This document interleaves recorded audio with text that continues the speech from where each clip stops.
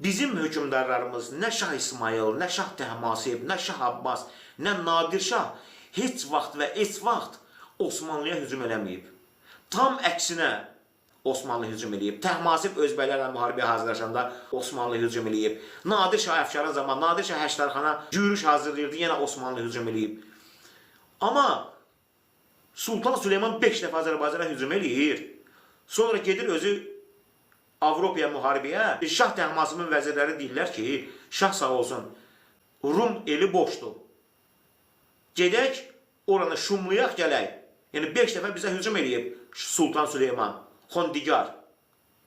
Şah Təhmasib nə deyir? Deyir ki, Sultan Süleyman, Xondigar deyir, Avropaya cihada gedib. O mənim oğlumu öldürmüş belə olsaydı, mən onun torpaqlarına hücum etmərəm.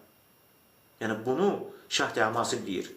Şah Təhmasib Sultan Süleyman Avropaya gedib deyənə, yəni Osmanlı ərazisinə hücum eləməyir. Amma həmin o Süleyman Şah Təhmasib özbəklərin hücumunu dəf etmək üçün Xorasan tərəfə gedəndə gəlir Təbrizi tutur. Həmin Sultan Süleyman gəlir Təbrizi yağmalayır. Qız gəlini əsir aparır. Ona görə də Şah Təhmasib məcbur qalır, paytaxtı köçürdür daha içəri doğru.